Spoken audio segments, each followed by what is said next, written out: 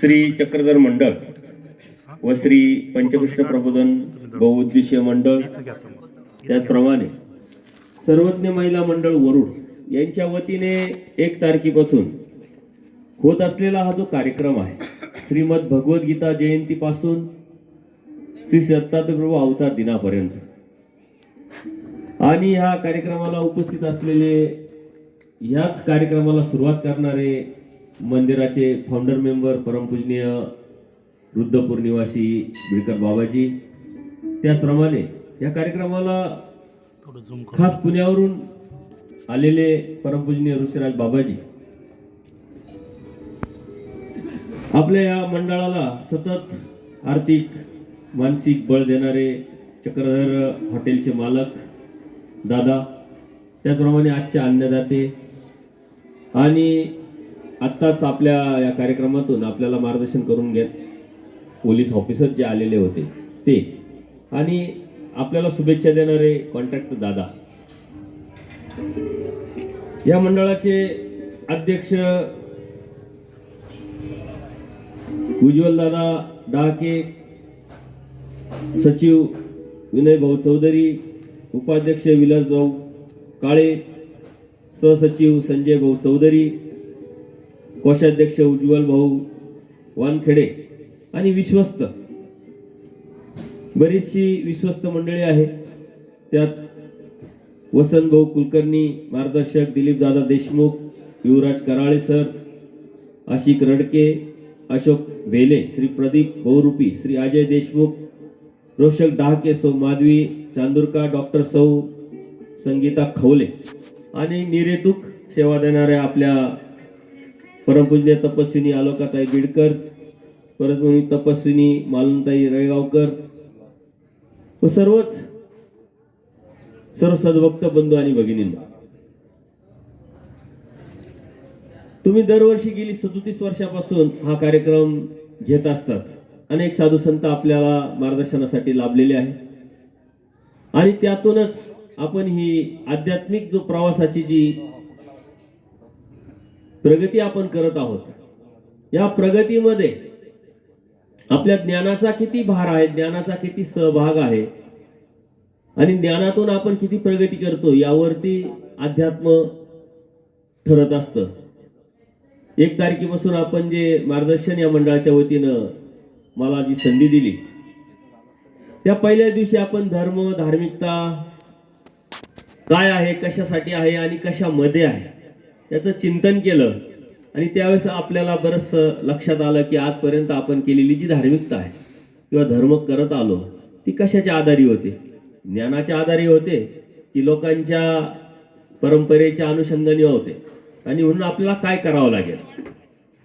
दुसऱ्या दिवशी आपण नामधारक वासनिकांची जी आस्तिपरी आहे त्याला सर्वज्ञ श्री चक्रप्रभूंनी निरूपित केलेल्या तत्वसिद्धांताचा आधार घेऊन, प्रमाण देऊन आपण त्याचं चिंतन केलं, आणि आपण खरंच त्यामध्ये बसतो आहे का याचं अवलोकन करून आपण त्या विषयाचं चिंतन करत असताना त्या विषयाला न्याय देण्याचा प्रयत्न केला.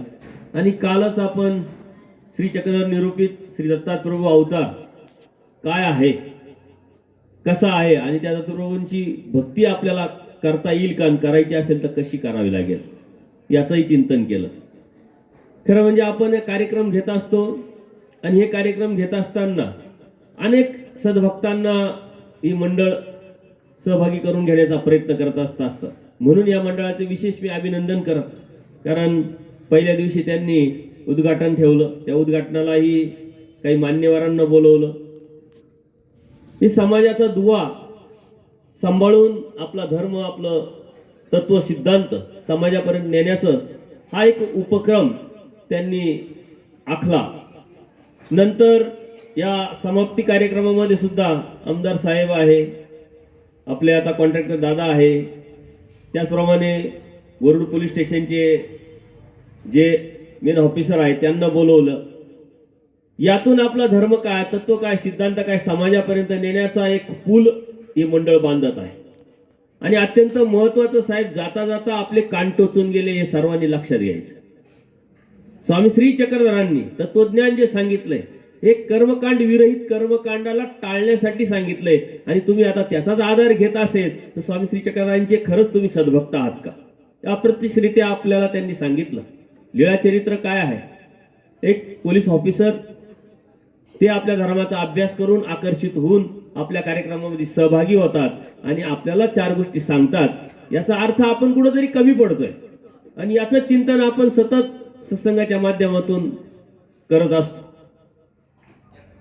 युट्यूबवरती सत्संग ऐकल्यानंतर तुमच्या लक्षात येतं का धर्म काय, धार्मिकता काय, कशामध्ये आहे, आपण काय करावं काय नाही करावं, हे जोपर्यंत आपण समजून घेत नाही. वास्तविक परमेश्वराचा अवतार हा अंधश्रद्धा निर्मूलनासाठी झालेला आहे. विधी कर्मकांड विरहित धर्म काय आहे, या जीवाचं हित कशात आहे हे सांगण्यासाठी झालेला आहे. आणि स्वामी श्री चक्रधरांनी तत्वज्ञान सांगून स्वतःची ओळख देऊन धर्म आणि धार्मिकता आपल्यापर्यंत अधिकारी जीवाला निमित्त करून आणलेली आहे. परंतु आपण ते समजून न घेता, जाणून न घेता त्या परमेश्वराची भक्ती करत असताना त्याच कर्मकांडाचा विधीचा जर आधार घेऊन भक्ती करत असेल तर नक्कीच आपण कुठेतरी चुकतो. याचं अवलोकन, याचं शिवावलोकन, याचं आत्मचिंतन आपण केलं पाहिजे. कर्मकांड विरहित असलेला धर्म, अंधश्रद्धा विरहित असलेला धर्म, विधी कर्मकांडाच्या बाहेर असलेला जो धर्म मानवतेचा, आपल्या आंतरिक शुद्धीकरणाचा, वैचारिक शुद्धीकरणाचा, तो समाजापर्यंत आपण नेऊ शकलो नाही, हे आपलं दुर्भाग्य आहे. अत्यंत श्रेष्ठ असलेला धर्म तत्वज्ञानातून असेल, आचारातून असेल, विचारातून असेल, तत्वातून असेल, परंतु आपल्या पुरताही आपण स्वीकारलेला नाही. म्हणून तो आपण स्वीकारावं, आपण समजून घ्यावं, जाणून घ्यावं आणि या समाजापर्यंत नेण्याचं काम परमेश्वराने अप्रत्यक्षरित्या आपल्याला दिलेलं आहे. स्वामी श्री चक्रधर ज्यावेळेस उत्तरापंथ जाण्याची प्रवृत्ती होते त्यावेळेस आचार्यांना सांगतात, आमच्याकडून 2-4, तुमच्याकडून 5-7. याचा अर्थ या जीवावरती जबाबदारी दिलेली अप्रत्यक्षरित्या. जीव जीवाकडून ऐकतो आणि आपताचं वाक्य लागे. याचा अर्थ काय की आपण साजत्य आहोत. ज्यावेळेस आपण समाजामध्ये फिरतो, उठतो, बसतो, नातेवाईकांमध्ये जातो, त्यावेळेस आपण कसं बसतो, कसं उठतो, कसं बोलतो, त्याला कशा पद्धतीनं आपलं आदर करतो, त्यानुसार आपण आपला धर्म सांगत असतो, दाखवत असतो, बोलवत असतो. नुसतं बोलण्याने धर्म लोकांपर्यंत जात नाही. धर्म हा आचाराचा आहे. म्हणून आचारातून प्रचार, त्या प्रचारातून तत्व सिद्धांत लोकांपर्यंत नेणं आणि लोकांना खरा धर्म काय आहे, त्याचे तत्व काय आहे, सिद्धांत काय आहे हे सांगणं. सांगण्यातून कमी आणि दाखवण्यातून जेव्हा तुम्ही धर्म लोकांपर्यंत न्याल त्यावेळेस खऱ्या अर्थाने धर्माचं कार्य, धर्माची सेवा आणि परमेश्वराचे जे मिशन आहे ते लोकांपर्यंत नेण्याचं कार्य होईल. मराठी भाषा ही सर्वसामान्यांची बोलीभाषा होती आणि ह्याच बोलीभाषेचा, मराठीचा अभिमान घेऊन स्वामी श्री चक्रधरांनी हे आपलं तत्वज्ञान तळागाळातल्या सर्वसामान्य माणसांपर्यंत नेण्यासाठी पूर्ण महाराष्ट्रामध्ये पायी भ्रमण केलं. अधिकारी जीवाला निमित्त करून हे तत्वज्ञान आपल्यापर्यंत पोहोचवलं. परंतु आपण त्या धर्माचे, त्या परमेश्वराचे भक्त म्हणून घेणारे ते तत्वज्ञान आपल्या विचारापर्यंत किती आलंय आणि आचारापर्यंत किती आलंय याचं प्रत्येकाने चिंतन केलं पाहिजे. आणि हीच धडपड, हीच तळमळ ठेवून हे मंडळ अविरत 37 वर्षापासून कार्य करत आहे. कार्य करत असताना त्यांची धडपड, तळमळ आहे आणि त्या धडपडीतून, तळमळीतून कार्यक्रम करतात. परंतु आत्ताच बाबांनी मला सांगितलं की ज्यावेळेस मी इथं होतो, 42 वर्ष झाले या मंदिराच्या स्थापनेला सुरुवात करायला, त्यावेळेस अवघे 10-12 घरं उपदिशी होते. परंतु आज 350 घरं या वरुड गावामध्ये महानुभाव संप्रदाय आहे, अभिमानाचे विषय आहे. परंतु तेवढंच खंत पण मी व्यक्त करतो, 350 घरातला एक माणूस इकडे आला असता तरी 350 झाले असते. परंतु आपली संख्या नगण्य आहे आणि त्यातल्या त्यात सर्वात जास्त संख्या स्त्रियांची आहे. पुरुष मंडळींना त्याची गरज वाटत नाही असं नाही. वेळेचं महत्व समजून कुठे वेळ द्यायचं याचं मात्र त्याची जाणीव त्यांना नाही. कुठे वेळ द्यावी, कधी द्यावी, कोणत्या वेळेस द्यावी आणि कशासाठी द्यावी, त्यातून आपल्या जीवनाचं हित समजेल, जाणवेल, या अनुषंगाने माणूस वेळ देत असतो. खरं म्हणजे आपण समाजात राहत असताना आपल्याला वेळ नाहीये. सकाळपासून काम करत असताना दिवसभर आपण काम करत राहतो आणि या आध्यात्मिक जीवनामधून आपण ते जीवन सुखकर करण्याचा प्रयत्न करत असतो. पण अध्यात्मामध्ये आपण वेळ न दिल्यामुळे ते जीवन आहे सुखी करण्याच्या उद्देशाने आपण पळतो आहे ते अधिक दुःखी होत असतो. बाबांनी सुरुवात केली, त्याचा वटवृक्ष आज झालाय. बाबांना खरंच अभिमान आहे, आनंद आहे. परंतु हा आनंद व्यक्त करत असताना आपला समाज, आपला धर्म, तत्व, सिद्धांत लोकांपर्यंत नेत असताना आपण कुठेतरी कमी पडतोय याचंही चिंतन आपण केलं पाहिजे. ज्ञानातून धर्म लोकांपर्यंत गेला पाहिजे, तत्व सिद्धांतातून, आचार विचारातून धर्म लोकांपर्यंत गेला पाहिजे. परंतु धर्म लोकांपर्यंत कसा जातोय? दुःख आहे, अडीअडचणी आहे, प्रॉब्लेम्स आहे.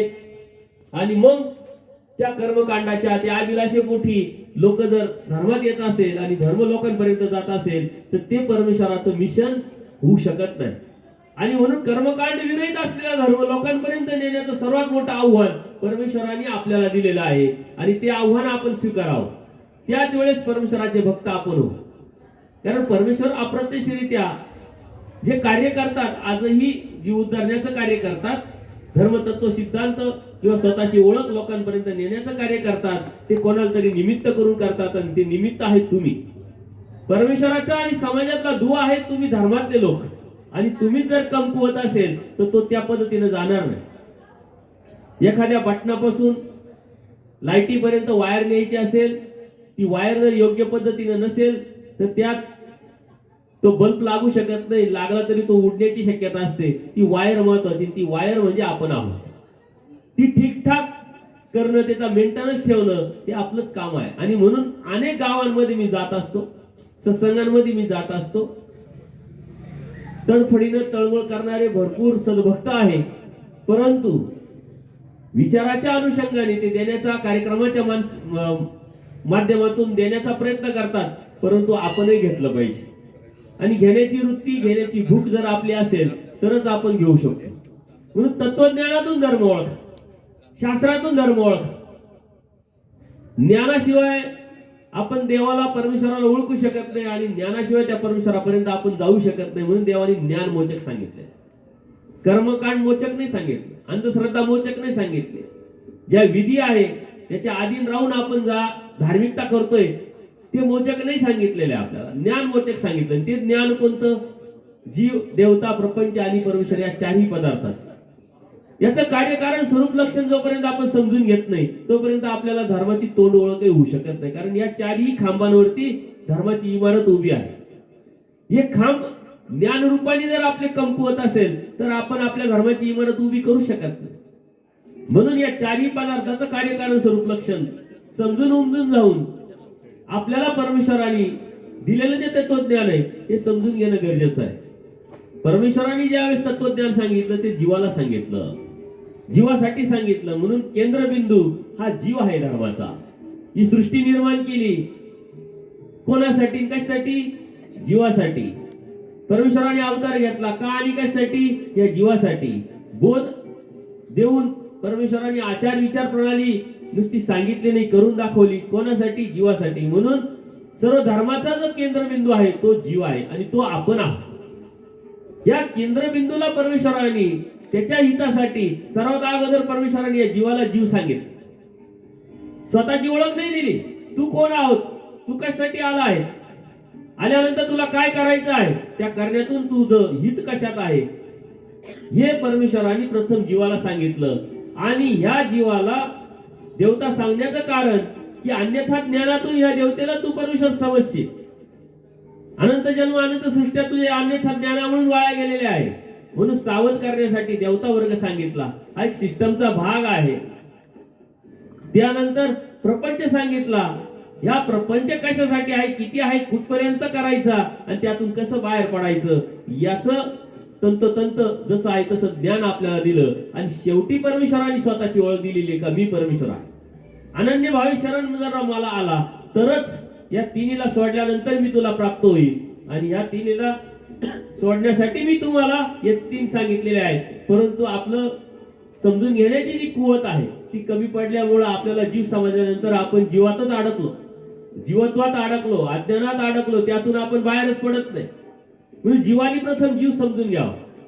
जीवामध्ये अनंत दोष जे परमेश्वराने सांगितले त्या दोषाचं परावर्तन आपल्याला गुणात्मक करायचं आहे ते आपण समजून घ्यावं. परमेश्वराने सांगितलं जीव दोष दर्शिका, आपण दोषच पाहतो. ते सांगण्याचा उद्देश काय परमेश्वराचा? तू दोष दर्शिका, आता तू दोष पाहू नको, तू त्यातून बाहेर पड. जीव स्वार्थी आहे, याचं स्ट्रक्चर तसं आहे. याचा अर्थ काय? त्या स्वार्थातून तू बाहेर पड. वंचकत्व आहे, त्या वंचकातून बाहेर पड.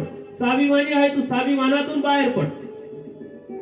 अनंत दोष जे आपल्यामध्ये अडकलेले त्या अनंत दोषातून बाहेर पडल्याशिवाय आपल्याला पुढे आपली प्रगतीच होत नाही. बाहेर पडल्यानंतर जीवातून बाहेर पडल्यानंतर देवतेत अडकतो तो. कारण कर्मकांड आहे, ऋतवैकल्य आहे, दुष्टपर भक्ती आहे. या प्रपंचाच्या अभिलाषेपोटी आपण धार्मिकता करत असताना बाह्य अंगाने परमेश्वराची जरी भक्ती दिसत असली तर आपण देवतेचीच भक्ती करतोय. आणि म्हणून या देवता पदार्थ सांगितल्यानंतर त्यातून आपण बाहेर पडावं, या दुष्टपर भक्तीतून, या ऋतवैकल्य कर्मकांडातून, अंधश्रद्धेतून बाहेर पडावं आणि या बाहेर पडण्यातून परमेश्वराच्या भक्तीपर्यंत जावं. यासाठी देवता वर्ग सांगितलेला आहे. पण देवता वर्ग सांगत असताना आपण तो भीतीदायक घेतला. भीतीदायक घेतल्यामुळे त्या कर्मकांडातच अडकलो, त्या दोषातच अडकलो. परंतु या जीवाला, परमेश्वराला देवता सांगण्याचं कारण हेच आहे की यातून तू बाहेर पडला पाहिजे. जोपर्यंत तू यातून बाहेर पडत नाही तोपर्यंत तू माझ्यापर्यंत येऊ शकत. आणि प्रपंच सांगण्याचा उद्देश तोच आहे. या दोन्हीतून तू बाहेर पडू शकतो, परंतु प्रपंचातून बाहेर पडणे एवढं सोपं नाही. कारण विस्तारले जातो तो प्रपंच, वाढवले जातो तो प्रपंच, त्याला मर्यादा नाही, त्याला लिमिटेशन नाही. आणि त्यातून बाहेर पडणे एवढं सोपं पण नाही. परंतु प्रपंच जड सांगितलेला असताना आपण प्रपंचाची भक्ती करतो, हे आपलं सर्वात मोठं अज्ञान आहे. म्हणून त्या प्रपंचातून बाहेर पडण्यासाठी परमेश्वराने प्रपंच सांगितला. या अष्टधा प्रकृतीपासून झालेला प्रपंच तो निराधार आहे, त्याला आधाराशिवाय राहता येत नाही. जो अव्यक्ती स्वरूपी अष्टभैरवाच्या आधाराने राहतो, व्यक्त स्वरूपी मायेच्या आधारे राहतो. आणि आपण निराधार आहे, आपणही अव्यक्त स्वरूपी मायेच्या आधाराने आणि व्यक्त स्वरूपी त्या प्रपंचाच्या आधाराने राहतो. ही आपल्या तत्वज्ञानातून सांगितलेली सुंदर आणि सर्वात मोठं तत्व आहे. ज्या प्रपंचाला आधार नाहीये त्या प्रपंचाच्या आधाराने आपण राहतोय. आणि त्या प्रपंचाच्या आधाराव्यतिरिक्त आपल्याला राहायचं असेल तर आपल्याला परमेश्वराचा आधार घ्यावा लागेल आणि त्यासाठी निरावलंब व्हावं लागेल. ती निरावलंबता आपल्या मनामध्ये, आपल्या विचारामध्ये, आपल्या बुद्धीमध्ये, आचारा विचारामध्ये जोपर्यंत आपण प्राप्त करू शकत नाही तोपर्यंत आपण परमेश्वराची भक्तीच करू शकत नाही. म्हणून निराधार परमेश्वर म्हणता आम्ही नाथ आहोत पण तुम्ही अनाथ झाले पाहिजे. आम्ही वज्रपंजर आहोत परंतु तुम्ही आम्हाला शरणागत आलो पाहिजे. परंतु आपण ना परमेश्वराला शरण जात ना आपण अनाथ होत. म्हणून या प्रपंचातून बाहेर पडणं एवढं सोपं नाहीये. प्रपंचातून जरी आपण बाहेर पडलो तर परमेश्वरापर्यंत जाणं आणि त्या परमेश्वराला समजून उमजून जाणून घेऊन त्या परमेश्वराची भक्ती करून त्या परमेश्वराला प्राप्त करणं हेही इतकं सोपं नाही. परंतु परमेश्वर काय सांगतात, या अयोग्य जीवाला मीच योग्य करतो आणि या योग्य जीवाला मी बोध देतो, मी प्राप्तीला देतो. पण मधला जो कड आहे तो मात्र त्या जीवाचा आहे. हे तत्वज्ञान ज्यांना कळालं ते प्रगती करू शकतात, ते परमेश्वराची भक्ती करू शकतात. आणि म्हणून गेली 3 दिवसापासून या तत्वज्ञानाला स्पर्श करत असताना अनुसरणाचं महत्व, अनुसरणाची भीती मनातून काढून मी सांगण्याचा प्रयत्न केला. त्याला प्रतिसाद देत असताना काल 10 ते 12 भगिनींनी अनुसरणाचा संकल्प सोडला. त्यांच्यासाठी सर्वांचं खूप खूप अभिनंदन करून टाळ्या वाजवा. त्यांचं अनुसरणाचे अडथळे दूर व्हावेत, ते सिद्धीत जावेत ही मी पण परमेश्वराकडे प्रार्थना करेल. त्यांना खरा धर्म कळा. धर्म कशासाठी आहे? जीवाच्या हितासाठी. जीवाचं हित कशासाठी आहे? कशात आहे? परमेश्वराच्या अनन्य भक्तीमध्ये ना. अनन्य भक्ती, एकनिष्ठ भक्ती कशासाठी, कशामध्ये आहे? ती अनुसरणामध्ये आहे. ज्या वेळेस या प्रापंचिक जबाबदारीतून मी बाहेर पडेल, मुक्त होईल, त्यावेळेस मी तुझा होण्याचा प्रयत्न करेन असा संकल्प सोडून, निग्रह करून ज्यांची वाटचाल सुरू झाली ते खऱ्या अर्थाने दैवराटीच्या अनुषंगाने, धार्मिकतेच्या अनुषंगाने प्रवासाला सुरुवात झाली. अन्यथा आपण दृष्टपर भक्ती करतोय, कशासाठी करतोय माहित नाही. जे कर्मवश मिळाले त्याच्यासाठी करतोय, याचा अर्थ आपली भक्ती वाया जाते. आणि भक्ती उपयोगाला आणायची असेल तर ज्ञानवाचक आचाराच्या विचारावरती वेळ झालाय का? आचारा विचार हा तर आपले असे 12 वाजलेलेच आहे विनायक साहेब. 12 दररोज वाजतात. तुमची अर्थता असेल आणि तुमची तळमळ असेल तर त्या तळमळीला, त्या प्रार्थनेला बळ देण्यासाठी आणि दर्शन देण्यासाठी 12 वाजून गेले तरी दत्तात्रय प्रभू येऊ शकतात, परंतु वेळेचं भान, तुमच्या श्रद्धेचा मान ठेवून मी थांबतो. ज्यांनी अनुसरणाचे संकल्प सोडले पुन्हा एकदा त्यांचं अभिनंदन करेल. त्यामध्ये आपल्या मंडळाचे एकमेव सदस्य म्हणजे सचिव विनायक भाऊ पण आहे, त्यांचं विशेष अभिनंदन. मला अध्यक्षांकडून पण अपेक्षा होती, परंतु त्यांनी जोरात टाळ्या वाजवल्या, बरे झाले गेले आणि दुसरे सचिव आम्हाला भेटतील. कारण हे प्रेमाचं आहे. कोणीतरी आपल्यातला हित करण्यासाठी पुढे जातोय याचा आनंद उज्ज्वल भाऊंनी व्यक्त केला. आणि म्हणून हे जे तत्वज्ञान आहे, ही जी तळमळ आहे, धडपड आहे, कंटिन्यू चालू ठेवा. परमेश्वराचा धर्म हा कोणाच्या आयऱ्या गाड्याचं काम नाही, ना करण्याचं काम, ना ऐकण्याचं काम, ना शोधण्याचं काम, ना स्वीकारण्याचं काम. हे आयऱ्या गाड्याचं कामच नाहीये. हे इथं लागतो खानदानी, त्या जातीचा, त्या परमेश्वराच्या गोत्राचा, आणि जो असेल तो इथं जोडला जाईल. तुम्ही त्यातले आहात आणि तुमच्या माध्यमातून अनेक सद्भक्ती इथं जोडल्या जाणार आहे आणि तुम्हाला परमेश्वर निमित्त करणार आहे. म्हणून हे अत्यंत महत्वाचं काम हे मंडळ करतंय, त्यांचं मी विशेष अभिनंदन करल. ज्यांनी ज्यांनी या कार्यक्रमामध्ये सहभाग घेतला, ज्यांनी ज्यांनी प्रश्न विचारले, ज्यांनी ज्यांनी आपल्या प्रश्नातून उत्तर शोधून पुढच्या वाटचालीसाठी तळमळ ठेवली, त्यांचं सर्वांचं मी अभिनंदन करेल. माझी योग्यता पात्रता नसताना तुम्ही मला बोलवलं, माझं ऐकून घेतलं, त्याबद्दल मी सर्वांकडे माफी पण मागेल. आणि पुन्हा आपली परमेश्वर कृपेने भेट होईल अशी अपेक्षा करू आणि सर्वांना खूप खूप शुभेच्छा देतो. सर्वज्ञ श्री चक्रधर स्वामी की जय. दंडवत हो. बाबा, आपण गेल्या 4 दिवसा